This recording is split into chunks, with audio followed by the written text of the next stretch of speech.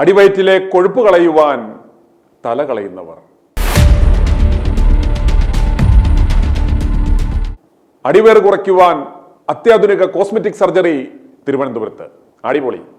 അതും താൻ ജോലി ചെയ്യുന്ന ടെക്നോ പാർക്കിന് സമീപം. സോഷ്യൽ മീഡിയയിൽ കണ്ട പരസ്യം നോക്കി ടെക്നോ പാർക്കിൽ സോഫ്റ്റ്വെയർ എഞ്ചിനീയറായ നീതു ചെന്നെത്തിയത് തമ്പുരാൻമുക്ക് ഇൻഫോസിസിന് സമീപം സംസം ബിരിയാണിക്കടയുടെ പുറകിലുള്ള കാർ പാർക്കിങ്ങിനോട് ചേർന്നുള്ള കോസ്മെറ്റിക് എന്ന ക്ലിനിക്കിലാണ്. ഇരട്ടക്കുട്ടികളായിരുന്നു നീതുവിൻ്റെ 2 പ്രസവത്തിലും. അടിവയറ്റിലെ കൊഴുപ്പ് കുറയ്ക്കുവാനുള്ള സർജറിക്കായി ആയിരുന്നു 31കാരിയായ നീതു കോസ്മെറ്റിക് ക്ലിനിക്കിനെ ആശ്രയിച്ചത്. ലക്ഷങ്ങൾ റേറ്റൊക്കെ പറഞ്ഞുറപ്പിച്ച് ഫെബ്രുവരി 22-ന് കോസ്മെറ്റിക്കിൽ വെച്ച് തന്നെ സർജറിയും കഴിഞ്ഞു. പിന്നീടുണ്ടായ സംഭവവികാസങ്ങൾ നിങ്ങൾ മാധ്യമ വാർത്തകളിലൂടെ കണ്ടതാണ്. യാതൊരു കോമോബിഡിറ്റീസും ഇല്ലാതിരുന്ന നീതുവിന് സർജിക്കൽ കോംപ്ലിക്കേഷൻസ് കൊണ്ട് രക്തയോട്ടമില്ലാതായതിനെ തുടർന്ന് ഇടതുകാലിലെ 5-ഉം ഇടത് കൈയിലെ 4 വിരലുകൾ മുറിച്ചു മാറ്റി. അനന്തപുരി ആശുപത്രിയിൽ വെച്ചായിരുന്നു ഈ സർജറി നടന്നത്. 22 ദിവസമാണ് വെന്റിലേറ്ററിൽ മരണത്തോട് മല്ലടിച്ച് നീതു കിടന്നത്. ജീവൻ പോകാതെ തലനേരഴിക്ക് നീതു രക്ഷപ്പെട്ടു.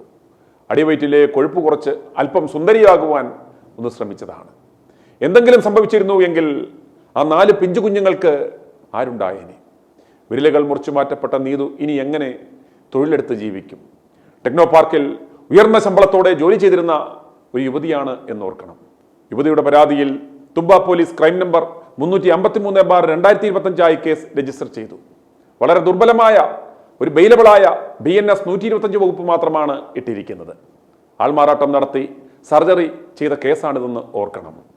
ഓൺ ടേബിൾ എന്തെങ്കിലും ഒരു കോംപ്ലിക്കേഷൻ ഉണ്ടായാൽ തലയിൽ കൈവച്ചിരിക്കാൻ മാത്രം പറ്റാവുന്ന സംവിധാനമുള്ള ഒരു ആശുപത്രിയിലാണ് ഈ സർജറി നടന്നത് എന്ന് നിങ്ങൾ ഓർക്കണം. നീതുവുമായി ബന്ധപ്പെട്ട നിരവധി വാർത്തകൾ ഇതിനോടകം നിരവധി മാധ്യമങ്ങളിൽ വന്നുകൊണ്ടിരിക്കുകയാണ്. ITV ന്യൂസ് ഈ വാർത്തയുടെ ചുവട് പിടിച്ച് കേരളത്തിലെ ആരോഗ്യ മേഖലയിൽ നടക്കുന്ന നിരവധി തട്ടിപ്പുകളും ചൂഷണങ്ങളും അനാവരണം ചെയ്യുന്ന ഒരു പരമ്പര നാളെ മുതൽ ആരംഭിക്കുകയാണ്.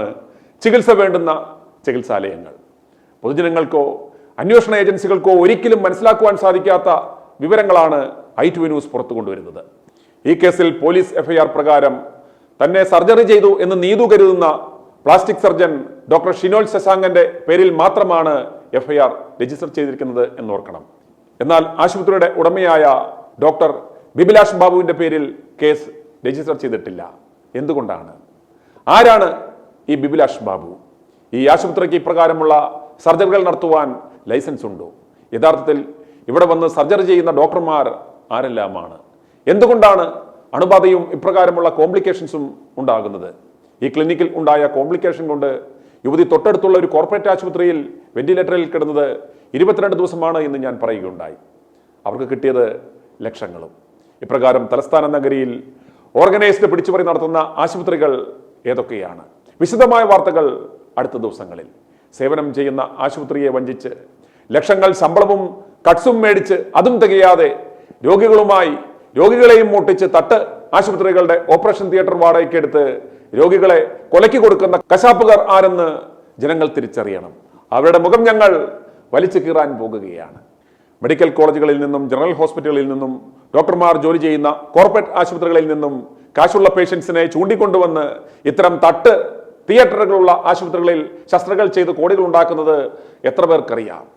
IMAയിലെ തിരുവനന്തപുരത്തുള്ള ഒരു പ്രമുഖന് ഇത്തരത്തിലുള്ള ഒരു ആശുപത്രി ഭാര്യയെ ബിനാമിയാക്കി വെച്ച് നടത്തുന്നുണ്ട്. പുതിയൊരെണ്ണം കൂടി അടുത്ത ദിവസം തുറക്കാൻ പോവുകയാണ്. ഈ കുള്ളനായ കള്ളനെ നിങ്ങൾക്ക് ആരാണെന്നറിയേണ്ടേ? ഓർഗൻ മാഫിയയ്ക്ക് കശാപ്പ് പണിക്ക് വരെ ഇവൻ പോകുന്നുണ്ട്. ആശുപത്രികളുടെ ഓപ്പറേഷൻ തിയേറ്റർ വാടകയ്ക്ക് എടുത്ത് രോഗികളെ കൊണ്ടുപോയി സർജറി നടത്തുന്ന ഡോക്ടർമാർ ഇത്തരം സർജറികളിൽ കോംപ്ലിക്കേഷൻ ഉണ്ടായി നിരവധി കേസുകൾ ഇവിടുത്തെ ഉപഭോക്തൃ കോടതികളിൽ കിടക്കുന്നു. പലപ്പോഴും നിരപരാധികളാണ് പെട്ടുപോകുന്നത്. കാരണം അവരുടെ പേരിലാണ് ഇവർ വന്ന് കേസ് ചെയ്യുന്നത്. ആ കേസുകളൊക്കെ കാശ് കൊടുത്തൊതുക്കി. ഇതും അതുപോലെ തന്നെയാവും. പല രോഗികളും കരുതുന്നത് താൻ കണ്ട ഡോക്ടറാണ് തന്നെ ഓപ്പറേഷൻ ചെയ്യുന്നത് എന്നാണ്. എന്നാൽ വാടക കൊലയാളികളെ പോലെ മുഖവും മറച്ച് അർത്ഥമുറിച്ചിട്ടിട്ട് കാശും മേടിച്ച് കടന്നു കളയുന്ന കശാപ്പുകാരന്മാരുടെ വിശദ വിവരങ്ങൾ ITV ന്യൂസ് പുറത്തുവിടാൻ പോവുകയാണ്. സർജറി കഴിഞ്ഞ് വൃത്തിഹീനമായ സാഹചര്യങ്ങളിലും സർജറിക്കിടയിലുണ്ടായ കൈപ്പിഴ മൂലവും സെപ്റ്റിക് ഷോക്ക് ഉണ്ടായി മരിച്ച എത്രയോ പേർ ഈ തലസ്ഥാന നഗരിയിലുണ്ട്. ഒരു കീഹോൾ സർജന്റെ അസിസ്റ്റന്റായി നടന്നിരുന്ന ഒരു നഴ്സിനെ വിളിച്ച് കീഹോൾ സർജറി ചെയ്യുന്ന നിരവധി ആശുപത്രികൾ, പ്രമുഖ ആശുപത്രികൾ ഈ തലസ്ഥാന നഗരിയിൽ തന്നെയുണ്ട്. നീതുവിന്റെ വിഷയത്തിൽ യഥാർത്ഥത്തിൽ എന്താണ് സംഭവിച്ചത്? കോസ്മെറ്റിക് ക്ലിനിക്കിൽ രോഗികളെ അടിച്ചുകൊണ്ടുവന്ന് സർജറി ചെയ്യുന്ന കള്ളന്മാർ ആരെല്ലാം? മുന്നിൽ വെറും പടങ്ങളെ നിർത്തി ആരാണ് യഥാർത്ഥത്തിൽ ഈ ആശുപത്രിയിൽ സർജറികൾ ചെയ്യുന്നത്? IMA നേതാക്കൾ എന്തുകൊണ്ടാണ് ഇവരെ വെള്ളപൂശുവാൻ ഇറങ്ങിയിരിക്കുന്നത്? ഇവരെ രക്ഷിക്കുവാൻ ഇറങ്ങിയ കഴക്കൂട്ടത്തെ ആ ഇടത് നേതാവിന് എത്ര കിട്ടി എന്നൊക്കെയുള്ള വിശദാംശങ്ങൾ i2 ന്യൂസിൽ നാളെ വിശദമായി കാണാം. i2i News, an eye for truth. i2i News subscribe ചെയ്തിട്ടില്ലാത്തവർ ഇപ്പോൾ തന്നെ സബ്സ്ക്രൈബ് ചെയ്യുക. നോട്ടിഫിക്കേഷൻ ലഭിക്കുവാൻ ബെൽ ബട്ടണും അമർത്തുക.